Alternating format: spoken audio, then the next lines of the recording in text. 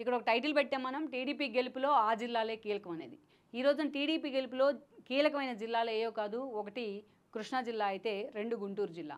ఎందుకంటే అటు రాయలసీమలో కావచ్చు, ఇటు ఉత్తరాంధ్రలో కావచ్చు, అదేవిధంగా ఇటు నెల్లూరు, ప్రకాశం లాంటి జిల్లాలు కావచ్చు. ఏదైనా అధికారంలోకి వస్తుందంటే ఆ ట్రెండ్స్ ఈజీగానే అక్కడ ముందే అర్థమవుతూ ఉంటాయి. కానీ చాలా టిపికల్గా ఉండేది గుంటూరు, కృష్ణా జిల్లాలే. గుంటూరు, కృష్ణా జిల్లాల్లో వచ్చే తీర్పును బట్టే ఏ పార్టీ అధికారంలోకి రాబోతుందని కూడా ఎగ్జిట్ పోల్స్ కానీ, అదేవిధంగా అనేక సర్వేలు కానీ, సెఫాలజిస్టులు కానీ ఒక అంచనా కూడా వస్తూ ఉంటాయి. ఎప్పుడు కూడా అలాంటి ఒక కృష్ణా, గుంటూరు జిల్లాలే ఆయా పార్టీల గెలుపులో కూడా ఈవెన్ సమైకేంద్రం ఉన్నప్పటి నుంచి, అంటే ఉమ్మడి రాష్ట్రం ఉన్నప్పటి నుంచి కూడా ఆ 2 జిల్లాల్లో వచ్చే గెలిపే ఆయా పార్టీల భవిష్యత్తును కూడా నిర్ణయించేది. అది నిజమే. సో ఆ 2 జిల్లాలు కూడా ఈరోజు టీడీపీ గెలుపులో కీలకం కాబోతున్నాయి.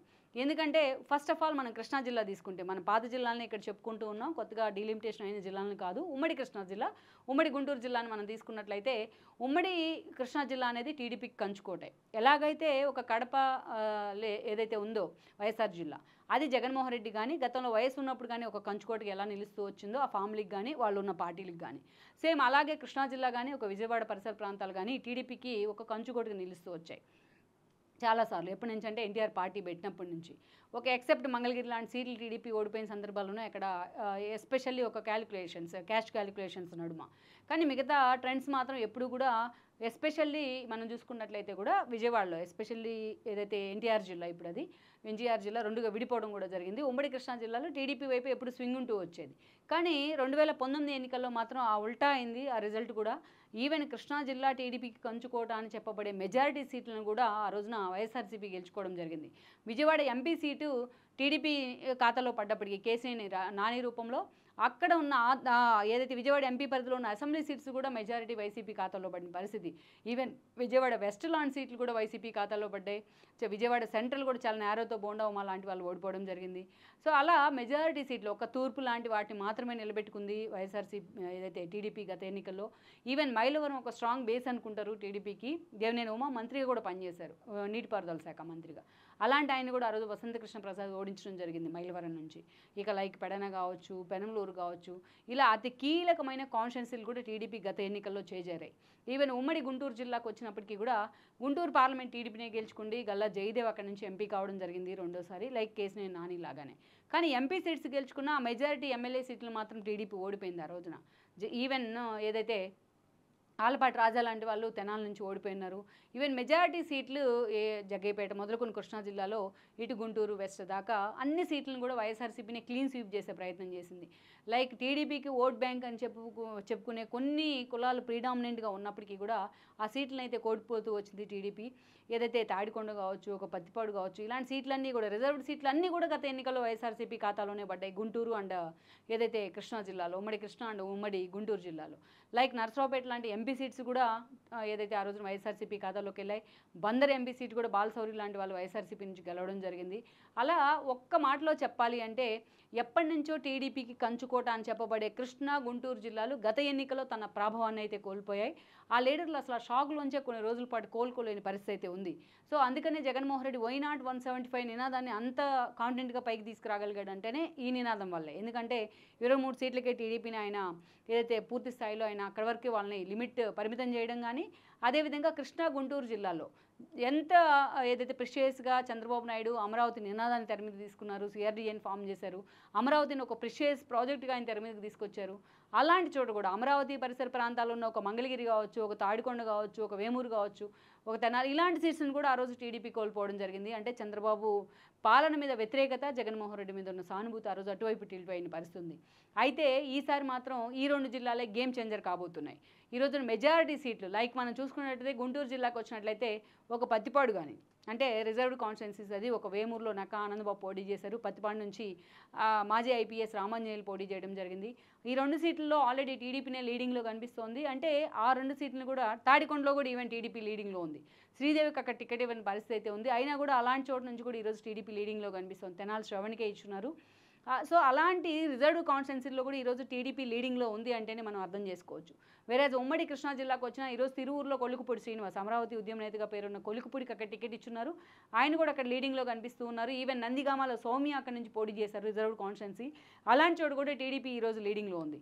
అంటే ఉమ్మడి కృష్ణా, ఉమ్మడి గుంటూరు జిల్లాలను తీసుకుంటే ఈ 2 చోట్ల కూడా ఈ జిల్లాల్లో పూర్తి స్థాయిలో ఏదైతే మనం చెప్పుకున్న రిజర్వ్డ్ కాన్స్టిట్యున్సీస్లో కూడా ఈరోజు టీడీపీ అభ్యర్థులు లీడింగ్లో ఉన్న ఒక పరిస్థితి కనిపిస్తోంది. ఇక అదేవిధంగా జనరల్ సీట్స్ విషయానికి వచ్చినట్లయితే ఒక పొన్నూరులో అసలు పూర్తి స్థాయిలో గుంటూరు జిల్లాలో అన్ని సీట్లను కూడా టీడీపీ కైవసం చేసుకునే పరిస్థితి ఉంది.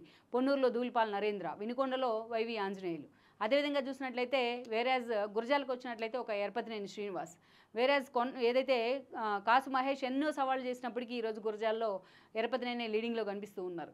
ఇక అక్కడి నుంచి మనం చూసుకున్నట్లయితే రాష్ట్ర వ్యాప్తంగా అందరి ఫోకస్ కూడా మొన్న మాచర్ల మీదే ఫోకస్ అయింది. ఎందుకంటే మాచర్లో పిన్నెల్లి రామకృష్ణారెడ్డి అరాచకాలు మనం చూస్తూ వచ్చాం. ఏకంగా టీడీపీ ఆయన అరాచకాల మీద ఒక బుక్కే ప్రచురించింది. ఈవీఎంస్ని ఆయన అడ్డంగా దొరికిపోయిన పరిస్థితి అయితే ఉంది. టీడీపీ క్యాడర్ను కానీ లీడర్ను కానీ గత 5 ఏళ్లుగా మాచర్ల కాన్స్టిట్యున్సీలో అడుగు పెట్టనివ్వకుండా కూడా ఆయన అరాచకాలు సృష్టించిన చరిత్ర అయితే ఉంది పిన్నెల్లికి. ఈవెన్ సుప్రీంకోర్టు, హైకోర్టు అక్షంతలు వేస్తున్న సిచ్యువేషన్. అలాంటి చోట ఈ రోజున అక్కడ లీడర్గా ఫోకస్ అవుతూ వచ్చిన జోలకంటి బ్రహ్మానందరెడ్డి ఈరోజు లీడింగ్లో ఉన్నారంటేనే మాచర్ల అనేది ఒక టఫ్ సీట్ అంటూ కూడా టీడీపీ అంచనాలు వేస్తూ వచ్చినా ఈరోజు మాచర్ల లాంటి సీట్లో కూడా టీడీపీ లీడింగ్లో ఉంది. ఈవెన్ సత్తెనపల్లి అంబటి రాంబాబు అక్కడ మంత్రిగా కూడా ఉన్నారు. ఆయన మీద ఏదైతే కన్నా లక్ష్మీనారాయణ పోటీ చేస్తున్నారు, ఎప్పటి నుంచో ఆయన ఫోకస్ పెట్టినారు. ఆయన భారీ మెజారిటీతో కన్నా లక్ష్మీనారాయణ విజయం సాధించే అవకాశాలు ఉన్నాయి.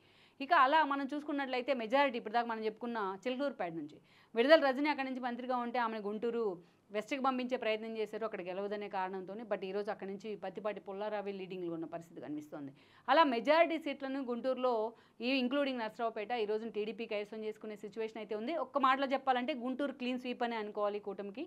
ఇక అక్కడి నుంచి టీడీపీకి మనం చూసినట్లయితే విజయవాడకు వచ్చిన, కృష్ణా జిల్లాకు వచ్చిన ఈ రోజున విజయవాడలో విజయవాడ ఎంపీ సీట్లో అన్నదమ్ములు ఇద్దరు కూడా పోటీ చేశారు. ఈవెన్ మనం గుంటూరు నుంచి మంగళగిరి సీటు అది స్పెషల్గా చెప్పుకునే ప్రయత్నం చేద్దాం. ఆల్రెడీ లోకేష్ అక్కడ 13,000 ఓట్లతో లీడింగ్లో ఉన్నారు మంగళగిరి కాన్స్టిట్యున్సీలో. అది సపరేట్గా మనం ఎక్స్ప్లెయిన్ చేసే ప్రయత్నం చేద్దాం. ఎలా సాధ్యమైంది ఆయనకు అంతటి గెలుపు, ఎలా సాధ్యం కాబోతుంది అనేది. ఇక కృష్ణా జిల్లాకు వచ్చినట్లయితే కృష్ణా జిల్లాలో 2 MP seats. Bandar MP seat Janasena నుంచి బాలశౌరి పోటీ చేస్తున్నారు, ఆయన లీడింగ్లో ఉన్నారు. వేరే విజయవాడకు వచ్చినట్లయితే కూడా అక్కడ కేశినేని నాని అండ్ కేశినేని చిన్నికి టీడీపీ టికెట్ ఇచ్చింది. అంటే అన్నదమ్ములు ఇద్దరు పోటీకి కూడా విజయవాడ వేదిక అవుతుంది ఎంపీ సీటు. అలాంటి సీట్లో కూడా కేశినేని నాని ఎన్నోసార్లు తొడలు కొట్టారు, ఎన్నోసార్లు సవాల్ చేశారు. నేను ఓడిపోతే నా ముక్కు నేలకు రాస్తానంటూ కేసీఆర్ తరహాలో ఆయన మాట్లాడారు. బట్ ఈరోజు ఆ స్థాయిలో అక్కడ పూర్తి స్థాయిలో వైసీపీ ఫెయిల్యూర్ అయితే కనిపిస్తోంది. ఈరోజు చిన్నీనే అక్కడ ఎంపీగా లీడింగ్లో ఉన్న పరిస్థితి అయితే ఉందని అనుకోవాలి. ఇక విజయవాడకు ఇక తెనాలి, గుంటూరులో తెనాలి చూసుకున్నా అక్కడ నాదెండ్ల మనోహరే ఫస్ట్ నుంచి స్టార్టింగ్ నుంచి ఆయన లీడ్లోనే కనిపిస్తూ ఉన్నారు.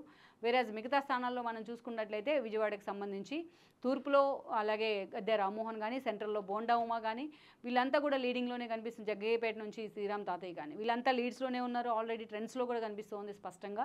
ఇక్కడ మనం చూడాలి ఒక ఎంపీ సీట్లో అటు విజయవాడ కానీ బందర్ ఎంపీ సీట్లోనే టీడీపీ లీడింగ్లో ఉందంటే విజయవాడ మొత్తాన్ని టీడీపీనే క్లీన్ స్వీప్ చేసే పరిస్థితి ఉన్నాయి అనుకోవాలి. ఈరోజు పెన్నమలూరు నుంచి బోడే ప్రసాద్ కానీ, నూజివీడ్ నుంచి కానీ ఇలా మెజారిటీ సీట్లు ఈరోజు నూజివీడ్ నుంచి పార్థసారథి పోటీ చేశారు. ఆయన మీద చాలా వ్యతిరేకత బిల్డ్ అయింది స్టార్టింగ్లో, వైసీపీ నుంచి వచ్చిన అతనికి ఎలా టికెట్ ఇస్తారు అనేసి. కానీ ఈరోజు ఆయనే అక్కడ లీడింగ్లో ఉన్న పరిస్థితి కనిపిస్తుంది. ఇక అక్కడి నుంచి మనం చూసినట్లయితే కూడా మిగతా మెజారిటీ స్థానాలు సిటీలో విజయవాడ వెస్ట్ కావచ్చు, ఈ సుజనా చౌదరి వెస్ట్ నుంచి పోటీ చేశారు ఆయన బీజేపీ అభ్యర్థిగా. ఆయన కూడా స్టార్టింగ్ నుంచి లీడ్లోనే కనిపిస్తూ ఉన్నారు. సో ఈజీగా ఆయన కూడా గెలుపు అవకాశాలు అయితే ఉన్నాయని అనుకోవాలి.